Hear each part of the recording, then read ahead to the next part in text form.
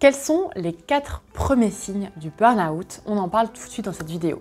Bonjour à toi, je suis Charlotte, je suis la fondatrice de Charlotte K.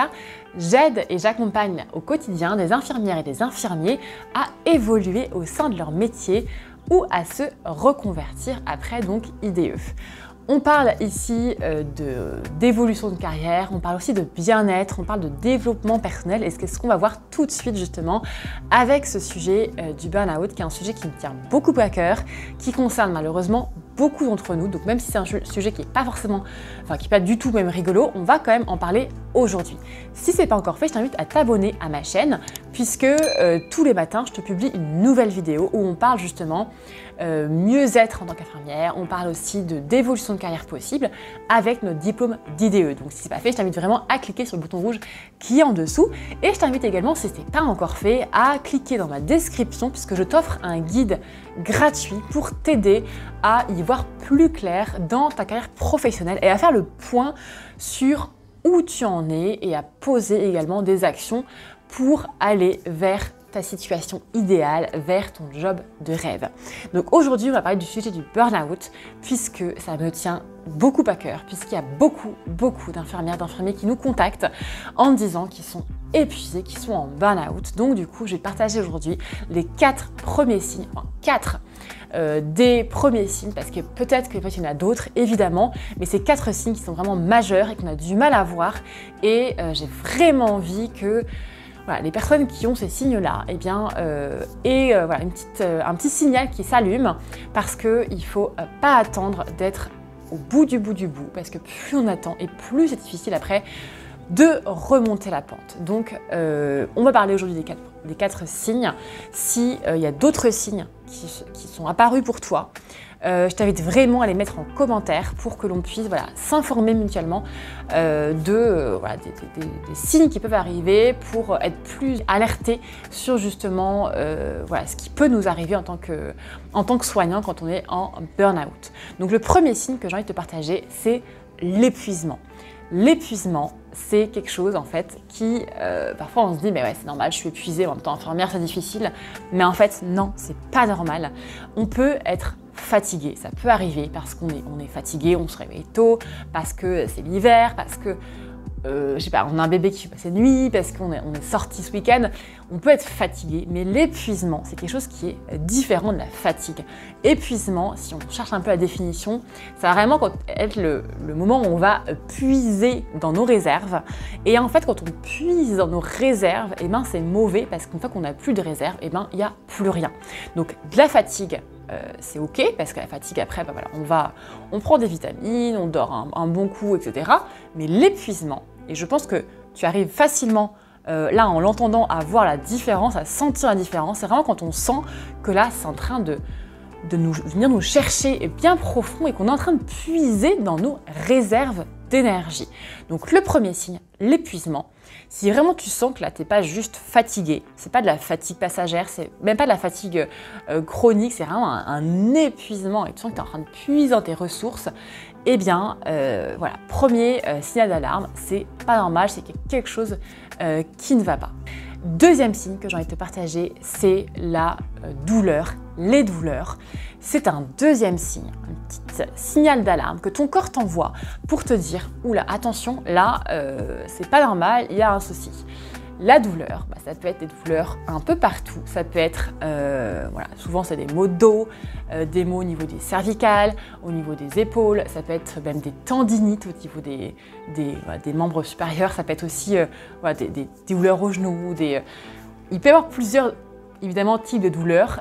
Des maux de tête aussi. Il y a plein de douleurs qui sont possibles. Et en fait, on a tendance à trouver des excuses. Bah oui, j'ai mal au dos parce que forcément, je tourne mes patients, parce que je prends des mauvaises positions. Bah oui, j'ai mal aux épaules parce que j'ai mes tournées qui sont fatigantes, je me penche dans ma voiture. Souvent, on trouve des excuses, mais en fait, il faut revoir un peu ces douleurs comme des signaux que quelque chose ne va pas. Il y a aussi des symboliques avec chaque douleur. Parfois, on se dit, les maux de dos, ça symbolise ça.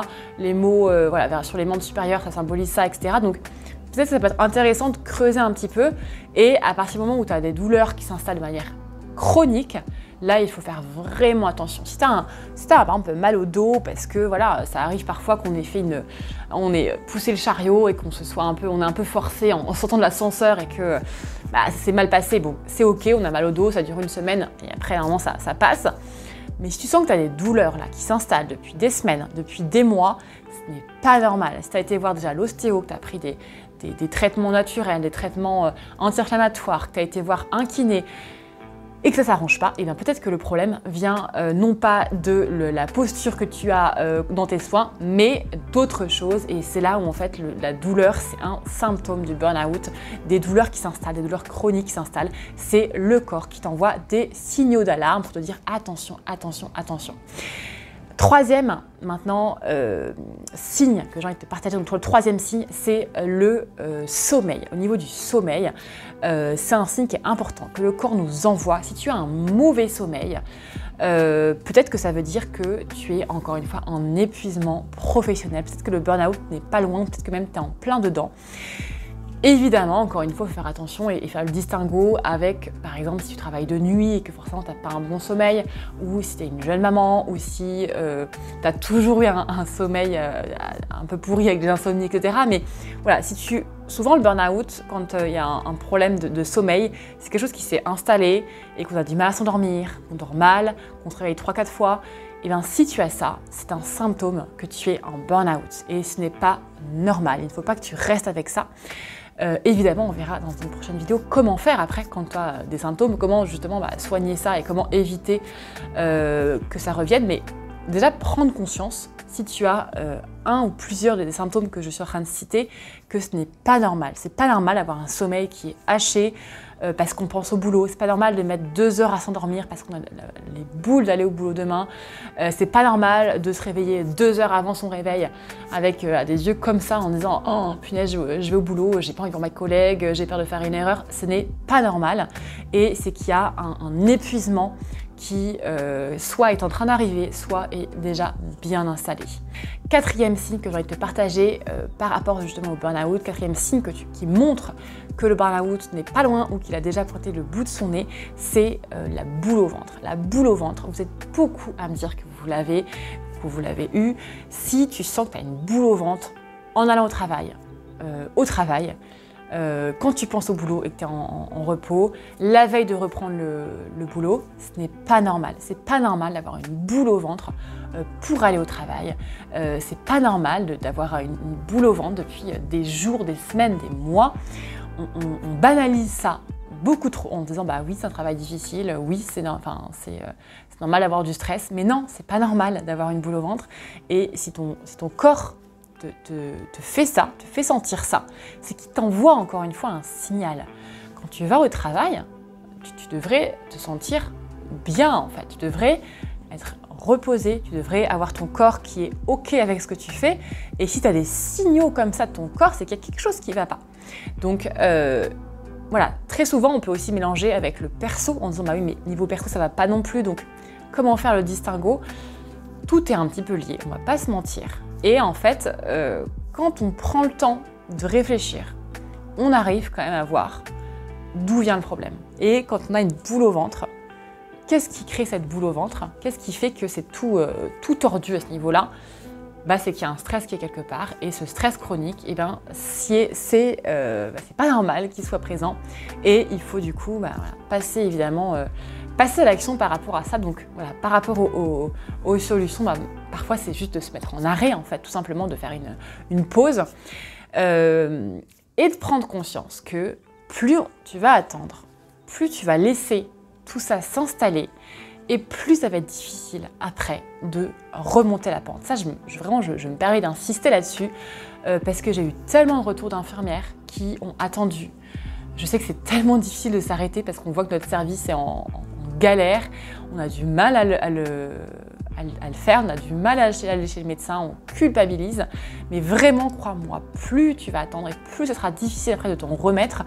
Donc tu rends service à ton corps, à toi-même, même à ton service, parce que si tu es arrêté 15 jours, c'est quand même plus facile que d'aller au bout et d'être arrêté pendant 6 mois, 1 an. Donc vraiment, si tu as ces symptômes-là, si tu as ces signes-là, écoute ton corps. écoute-toi et vraiment voilà, passe à l'action, fais quelque chose. Si tu es concerné par ça et que tu es encore en activité là aujourd'hui, vraiment, je t'invite à mettre un commentaire en partageant un petit peu ce que tu ressens pour que voilà, on puisse s'entraider et te dire éventuellement, mais là oui, c'est trop là en fait, là c'est beaucoup trop, stop, arrête. J'espère qu'en tout cas cette vidéo aura pu t'aider à y voir plus clair. Vraiment, mettez en commentaire si voilà, s'il y a d'autres symptômes qui, par exemple, si tu as déjà vécu un burn-out, ça a eu d'autres symptômes que je n'ai pas cités ici. Voilà, comment c'est arrivé pour justement nous aider mutuellement à prévenir le burn-out, prévenir voilà, cet épuisement professionnel et à s'écouter, écouter son corps pour justement avoir un meilleur épanouissement au boulot. Je te dis à demain pour une nouvelle vidéo et je te dis très belle journée à toi. Salut!